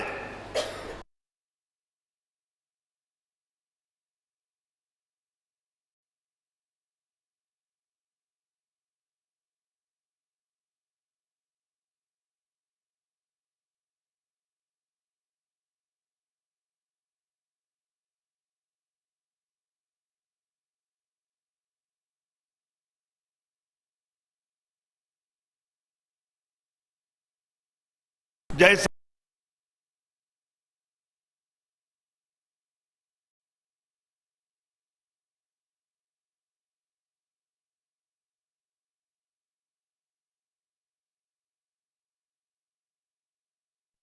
جو اپنے نفس کی فداکاری پیش کرنا چاہتا ہو وہی ہمارے ساتھ چلے. اگر آج میں خاموشی سے چلا گیا تو کل جملہ لکھا جائے گا کہ ماں کی گود میں تھا بچہ اس لیے کربلا آ گیا, باپ کے ساتھ تھا اس لیے آ گیا, خانوادے کے ساتھ تھا اس لیے آ گیا. یہ زمانہ یہ کہہ دے گا. میں آج سے چلتے وقت یہ جملہ کائنات میں ثبت کرانا چاہ رہا ہوں کہ علی اصغر غیر واقف طور پر نہیں جا رہا ہے. اپنے باپ سے جب شہادت کی خبر سن لی ہے تب جانے کے لیے تیار ہوا ہے. اپنے اختیار سے جا رہا ہے, اپنی مرضی سے جا رہا ہے, اپنے ارادے سے جا رہا ہے. حسین کا کوئی سپاہی بغیر ارادے کے نہیں آیا, بغیر اختیار کے نہیں آیا, بغیر مرضی کے نہیں آیا. ان سب نے حسین کے اوپر اپنی جان قربان کرنے کے لیے ارادہ کیا تھا. کمر ہمت کسا تھا. اور یہی وجہ ہے کہ کیونکہ سب کے سب کمر ہمت کسے ہوئے تھے, یہی وجہ ہے کہ عصر عاشور جب ڈھلنے گئی اور شام آئی ہے تو شام میں حسین نے پھر ایک منظر پیش کیا. کیا؟ چراغ گل کیا. چراغ گل کرنے کے بعد کہا کہ تم لوگ چلے جاؤ, تم لوگ چلے جاؤ. یہ میرے سر کے تعلیم ہیں, تمہارے سر کے تعلیم نہیں ہے. میں اجازت دے رہا ہوں چلے جاؤ, میں اجازت دے رہا ہوں چلے جاؤ. حسین نے کہا چلے جاؤ. پھر کہا اگر تمہیں شرم آتی ہے تو میرے بچوں کے ہاتھ تھامو اور چلے جاؤ. اس سے زیادہ اجازت کیا دی جائے گی؟ دے دی اجازت نا, دے دی اجازت حسین نے. اب تو سارا بہانہ بھی ہاتھ تھا کہ مولا خود بھیج رہے, مولا خود اجازت دے رہے. مگر انہوں نے چراغ جلنے کے بعد اپنے وجود کو ثابت رکھ کے آواز دیا, مولا یہ اجباری قربانی نہیں ہے, یہ اختیاری قربانی ہے. ہم سب مختارانہ آئے ہیں تو کیسے چلے جائیں؟ ہم آپ کو اس عالم میں چھوڑ کے چلے جائیں؟ آپ کے اوپر فدا ہونے آئے ہیں, آپ پر انصاف قربانی دینے آئے ہیں, آپ کے اوپر جان فدا کرنے آئے ہیں. اللہ اکبر. علم و عمل کی دنیا میں اگر ایسے افراد مل جائیں تو حسین کو کہنا ہی چاہیے کہ جیسے باوفا صحابی مجھے ملے, جیسے اہل بیت مجھے ملے, ایسے اہل بیت کسی کو نہیں ملے, ایسے باوفا صحابی کسی کو نہیں ملے. کس کو ایسے اہل بیت ملے ہیں ہیں کہ جوان بھی سینے پہ پرچی کا پھل لے لے؟ کس کے اہل بیت ایسے ہیں کہ برابر کا بھائی بازو کٹانے کے لیے تیار ہو جائے؟ کس کے اہل بیت ایسے ہیں کہ 6 مہینے کا بچہ اپنے گلے کے اوپر کھمک کر تیر ہرملہ لے لے؟ ہے کوئی نہیں ہے۔ اور کس کے ساتھی ایسے ہیں کہ جیسے ساتھی مجھے ملے ہیں کربلا کے بن میں؟ میرے ساتھیوں کو دیکھو کتنے ایثار کی منزل میں، کتنی قربانیوں کی منزل میں۔ عزیزان محترم، یہ سارے ایثار کربلا کے بن میں اکٹھا ہو گئے تھے، اور انہی ایثار کی منزل تھی کہ جس منزل میں آپ دیکھیں گے کہ جب بچے ماؤں کے سامنے آتے تھے تو مائیں تڑپ کے کہتی تھی ابھی تک تمہارا سر سلامت ہے، تم نے اپنے کو قربان نہیں کیا۔ دیکھو یہ ماں راضی نہیں ہو۔ ایک ماں کے اشارے ثواب کی مجلس بچوں نے کیا ہے۔ لہذا میں یہ جملہ کہنا چاہ رہا ہوں کہ جو اپنے بچوں پہ اتنے قریب ماں ہوتی ہے، وہ مائیں اپنے ایسے قربان کرنے کے لیے تیار تھی۔ آپ دیکھیے کس انداز سے سجا کے بھیج رہی ہے۔ ارے ایک چھوٹا سا بچہ 5 برس کا مقتل میں چلا جا رہا ہے۔ امام حسین دیکھتے ہیں کہ اس کی تلوار زمین پہ خط دیتی جا رہی ہے، بچہ چلا جا رہا ہے۔ طلب کے امام آواز دیتے ہیں ذرا روکو اس بچے کو، دیکھو یہ کون ہے، کون جا رہا ہے؟ کہا مسلم میں اوسجا کا لال۔ کہا نہیں اسے روکو، اس کے باپ کی قربانی کافی ہے، اسے کہاں لے جا رہے ہو، اسے کہاں جانے دے رہے ہو؟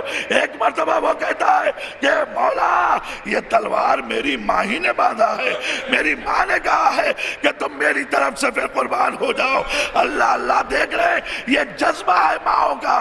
اما جب غیر ماؤں کا یہ جذبہ ہے تو پھر جو حسین کے گھرانے کی مائیں ہیں ان کا جذبہ کیا ہوگا، ان کا طریقہ کیا ہوگا؟ خدا کی قسم کوئی منظر کو یاد کر لے تو آنسو بہانے کے لیے کافی ہے۔ کون سا منظر؟ جب جوان کا لاشا خیمے میں آیا ہے اور ایک مرتبہ بیویوں نے حلقہ بنا کے ماتم کرنا شروع کیا، تھوڑی دیر کے بعد آواز دی جاتی ہے لیلا کہیں نظر نہیں آ رہی ہے، دیکھو لیلا کہاں ہے؟ اب جو جا کے فضا نے دیکھا تو کیا دیکھا؟ خیمے میں فضا لیلا ادھر سے ادھر ٹہل رہی ہے۔ اے بی بی چلتی کیوں نہیں؟ کہا میں چاہتی تو ہوں مگر جوان کے مرنے نے بینائی چھین لی، میں نکلنا چاہتی ہوں، کیسے نکلوں؟ جزاکم اللہ۔ اس انداز سے قربانی دینے والی مائیں کربلا کے بن میں قربانی دے رہی تھی۔ ہاں عزیزانو، بس 2-3 جملے اور مجلس تمام کر دیا۔ ہر ماں نے قربانی، ہر ماں نے ایثار، ہر ماں نے فداکاری کے مرقع پیش کیے ہیں۔ ہاں آپ دیکھ لیے جناب زینب کے لاڈ لے آئے، سجدہ شکر میں سر رکھے ہوئے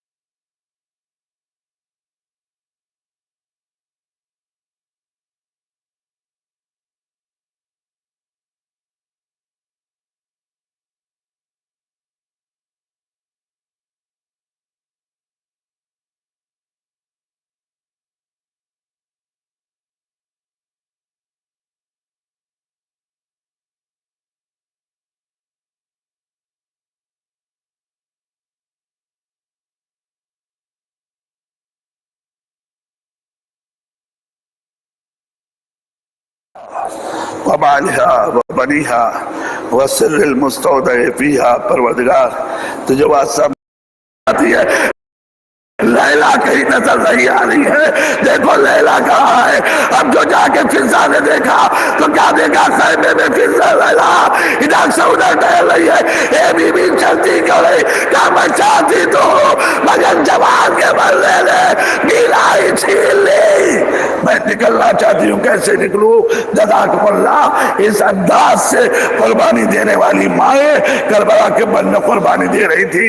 ہاں ذرا رو بس 2-3 جملے اور میں استعمال کر دیا. ہر ماں نے قربانی، ہر ماں نے اثار، ہر ماں نے فداکاری کے مرتبے پیش کیے ہیں. ہاں آپ دیکھ لیجئے جناب زینب کے لال لے آئے، سجدہ شکر میں سر رکھے ہوئے ہیں.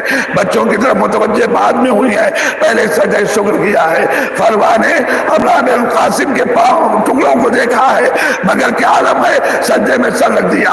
آپ دیکھیں ایک بیوی نے اثار کی منزل میں، لیکن ایک بھی اثار بڑا عجیب اثار ہے. کیوں؟ اس سے کہ بڑے بچوں کو برداشت کر لینا پھر بھی بڑا آسان ہوتا ہے، مگر دودھ پیتے بچے کی جدائی ارے بڑی مشکل ہوتی ہے نا. ہم نے تاریخ میں دیکھا کہ جس وقت حسین راضی اصغر کو لے کے آئے، آواز دی رباب کہاں ہے؟ یہ رباب ہمارے لے جاؤ. ایک مائی اپنے بچے کو دیکھا، پارا گلا دیکھا، فقط ایک فکرہ کا آپ مثلوں کا جلال. اے میرے بچے، کیا تیرے جیسے بچے بھی نہر کیے جاتے ہیں؟ ارے نہر تو قربانی کے جانور ہوتے ہیں، اونٹ کو نہر کیا جاتا ہے، تجھے کیسے نہر کر دیا گیا؟ ارے 3 پر کا تیر علی اصغر کے گلے میں لگا تھا، گلا پارا تھا. ماں نے آگوش میں نہ لیا بلکہ ایک ٹکڑا کہا اور کہنے کے بعد پس منظر میں چلی گئی. کیوں؟ اس سے کہ رائے خدا میں اثار تھا. میں کیوں بول دوں؟ میں نے کہا سب نے ماں نے قربانیاں دیا ہے، اور یہی قربانی دیتے دیتے اس وقت ایک بی بی ہے جس کے اوپر عجب ذمہ داری ہے کہ جو قربانی مقتل میں دی جا رہی ہے کہ جہاں شمر نہیں ارے پوش کے اوپر سوار ہے اور حسین کی گردن پہ وار کیے چلا جا رہا ہے.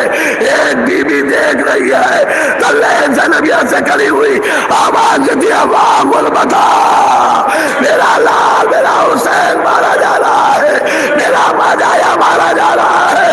یہ ہمارے ساتھ تجھے کیا ہو گیا کہ تو دیکھ رہا ہے اور فرزند نبی قتل ہو رہا ہے؟ یہ تو زینب کی فریاد تھی نا کہ جو زینب کے لیے ہے. مگر جب حسین نے ضربت لگتے وقت ایک مرتبہ آواز دیا کہ کیا سب چھوڑ کے چلے گئے، اب کوئی نہیں رہا، تو ایک دکھیاری کی آواز آئی، اے میرے لال ارے سب چھوڑ کے چلے جائے.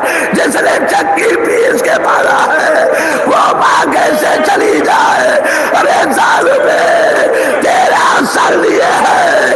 اے میرے لال شمر لعین مارتا رہا اور زہرا چیختی رہی، ہائے میرے لال، ہائے میرے حسین، ہائے میرے نگر کے پارے، ہائے میرے ٹکڑے حسین. شمر لعین سر اتارتا رہا، ایک مرتبہ سر حسین اترا، افراد کا پانی لہذا اچھلا. ایک یتیم بچے نے کھڑے ہو کے سلام کیا، اے بابا تجھ پر میرا آخری سلام. اے پھوپھی اماں، آپ بن بھائی کے ہو گئی، میں بن باپ کا ہو گیا. سکینہ بی بی اب تماچے کھائے گی. واہ غربتا، واہ مصیبتا، انا للہ و انا الیہ راجعون. الہی بحق الزہرا وابیہا وبالہا وبنیہا وسر المستودع فیہا. پروردگار تجھے واسطہ محمد و آل محمد کا اس قلیل عمل کو قبولیت کا شرف عطا فرما، جو مقروضوں کا سبکدوش فرما، جو بیماروں شفا عاجل عطا فرما. پروردگار ہم سب کو والدین کے لیے اور آل محمد کے لیے عزت کا ذریعہ قرار دینا، ذلت و رسوائی کا سبب نہ بننے دینا. اے میرے اللہ، اس کاظمین میں باب الحوائج کی بارگاہ میں دعا کر رہا ہوں. پروردگار ان حاضرین کی اس وقت تک آنکھ بند نہ ہونے دینا جب تک تیرے حسین کی زری کی زیارت سے مشرف نہ ہو جائے. ہمارا دم نکلے تو محبت اہل بیت پہ. جس مرحومہ کے اصال ثواب کی مجلس ہے ان کو جوار رحمت میں جگہ عنایت فرما، ان کے حسنات کو قبول قبولیت کا شرف عطا فرما، ان کے سیئات کی مغفرت فرما، پروردگار ان کے متعلقین کو صبر کرامت فرما۔ اے میرے اللہ امام کے ظہور میں تعجیل فرما، ہم کو ان کے آبان و انصار میں شامل فرما۔ اللہم تقبل منا انکا انت السمیع العلیم۔ گزارش ہے ایک بار سورہ حمد 3 بار سورہ اخلاص کی تلاوت فرما کر ان سوروں کا ثواب، مجلس کا ثواب، جن لوگوں نے قرآن خوانی کی ہے قرآن مجید کا ثواب، مرحومہ رانی رضوی بنت شبیر حسین صاحب کی روح کو اصالہ ثواب فرمائے۔ بسم اللہ الرحمن الرحیم۔ إياك نعبد وإياك نستعين اهدنا الصراط المستقيم صراط الذين أنعمت عليهم غير المغضوب عليهم بسم الله الرحمن الرحيم لم يلد ولم يولد ولم يكن له كفوا أحد قل الله أحد الله الصمد لم يلد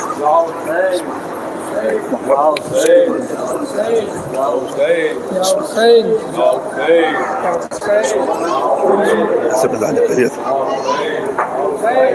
صلى الله عليه وسلم بس ابھی آگے تھے بابا میں آپ کی بیٹی صغرا ہوں،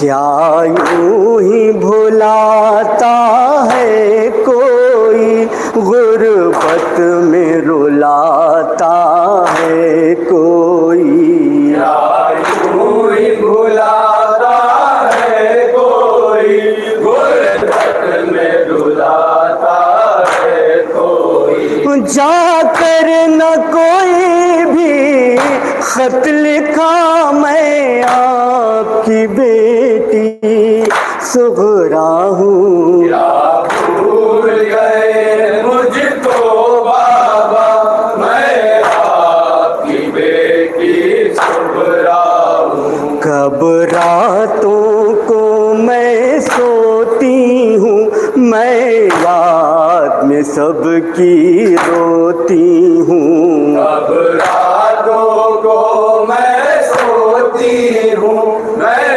یاد میں سب کی روتی ہوں، پھر کیوں نہ خیال یا میرا میں آپ کی بیٹی صغرا ہوں، کیا بھول گئے مجھ کو بابا میں آپ کی بیٹی صغرا ہوں، کیا میرا کوئی غم خوار نہیں، کیا آپ کو مجھ سے پیار نہیں، کیا میرا کوئی غم خوار نہیں، کیا آپ کو مجھ سے پیار نہیں، کیا مجھ سے نہیں کوئی رشتہ میں آپ کی بیٹی صغرا ہوں، کیا بھول گئے مجھ کو بابا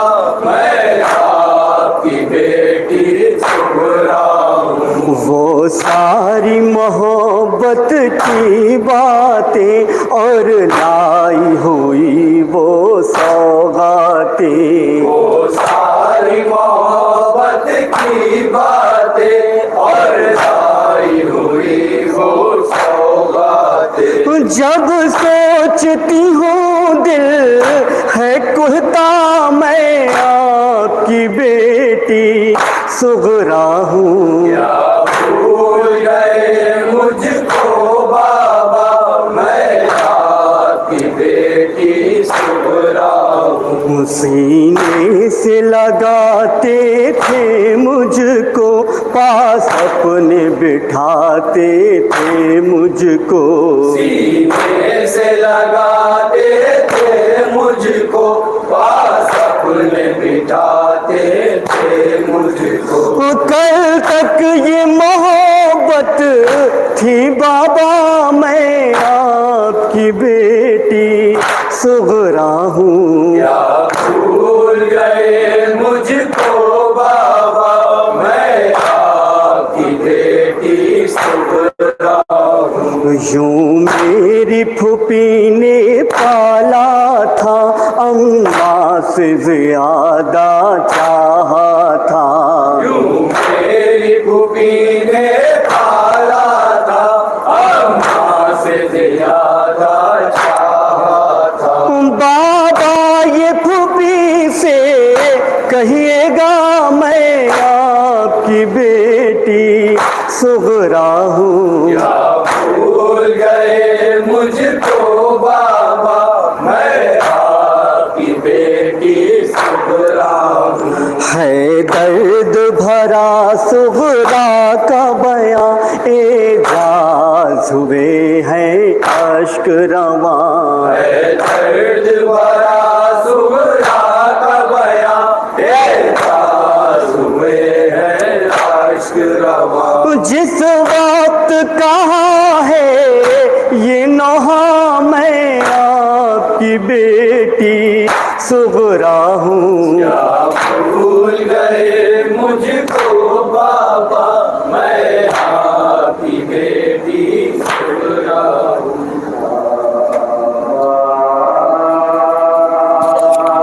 ये तो सहरा है, कोई घर में नहीं है।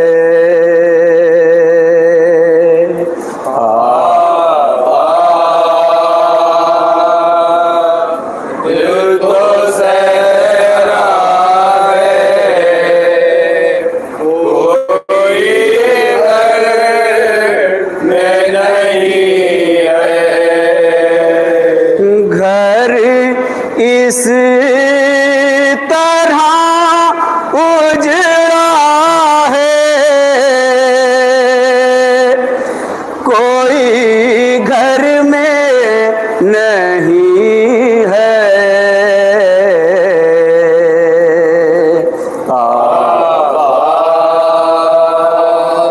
दिल तो सहरा है,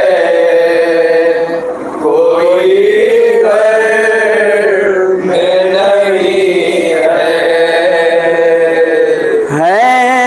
अहले हरम शाम में, गरीबा के मकाम में।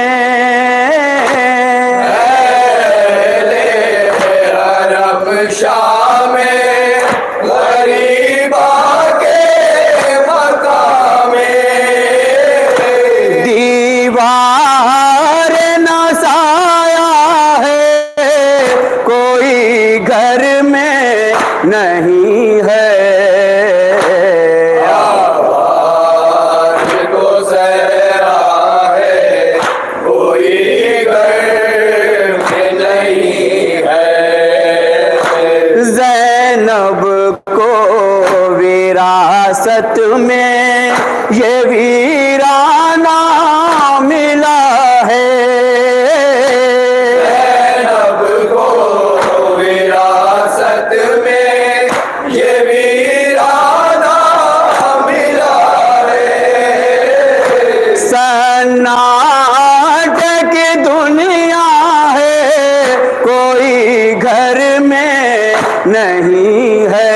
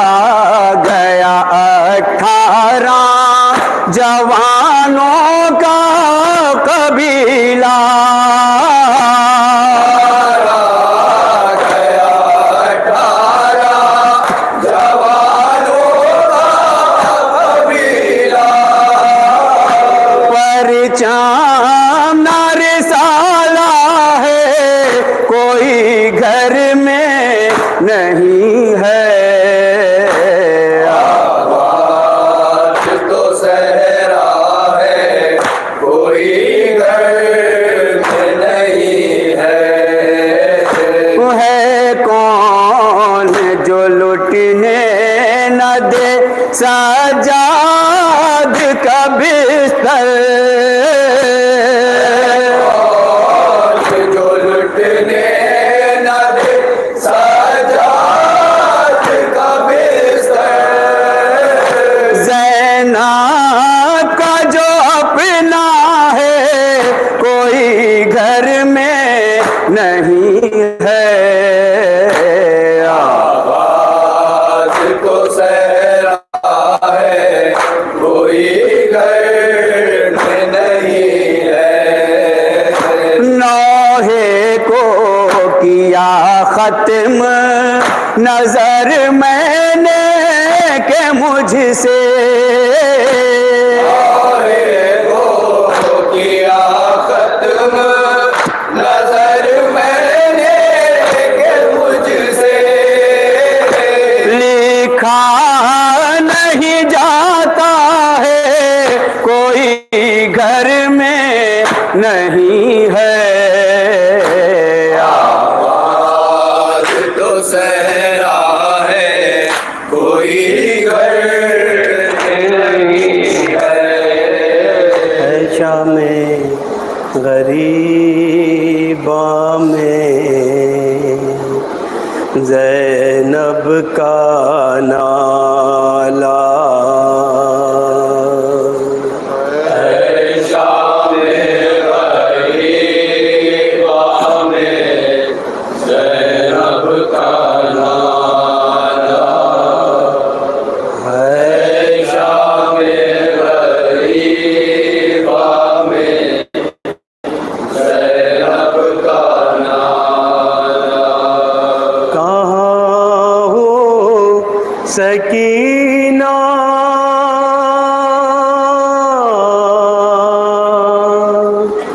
کہاں ہو سکینہ ہے شام غریباں میں زینب کا نالا ہے شام غریباں میں زینب کا نالا کلیجے سے اپنے لگا لوں میں آؤ میرا دل دھڑکتا ہے تم ڈر نہ جاؤ کلیجے سے اپنے لگا لوں میں آؤ میرا دل دھڑکتا ہے تم ڈر نہ جاؤ ہے گہری خاموشی ہے گہرا اندھیرا کہاں ہو سکینہ کہاں ہو سکینہ شام غریباں میں زینب کا نالا ہے شام غریباں میں زینب کا نالا قدم سوئے ساحل نہ ہرگز بڑھانا خدا کے لیے سوئے دریا نہ جانا قدم سوئے ساحل نہ ہرگز بڑھانا خدا کے لیے سوئے دریا نہ جانا وہاں کیسے دیکھو کہ سقا کلاشا کہاں ہو سکینہ کہاں ہو سکینہ شام غریباں میں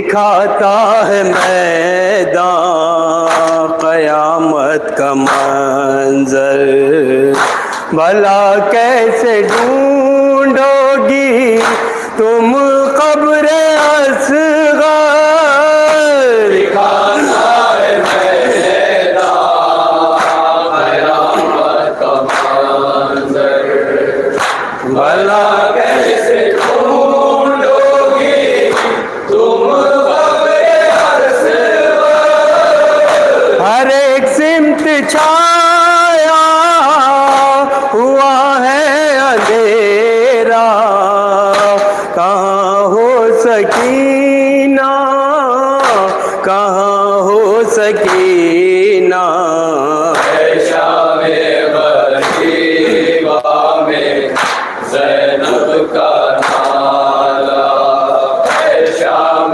غریبہ میں زینب کا نالا، گلے لگ کے بابا کے روئی ہو شاید، گلے شکوے کر کر کے سوئی ہو شاید، گلے لگ کے بابا کے روئی ہو شاید، گلے شکوے کر کر کے سوئی ہو شاید، میں سوئے نشیبہ رہی ہوں سکینہ، کہاں ہو سکینہ، کہاں ہو سکینہ، اے شام غریبہ میں زینب کا نالا، اے شام غریبہ میں زینب کا نالا، زمانہ ہوا آئے شام غریباں، تھے ماہر حرم خاکے صحرا پگریا، زمانہ ہوا آئے شام غریباں، تھے ماہر حرم خاکے صحرا پگریا، فضائیں سناتی ہیں اب تک یہ نوحہ، کہاں ہو سکینہ، کہاں ہو سکینہ، اے شام غریبہ میں زینب کا نالا، اے شام غریبہ میں زینب کا نالا،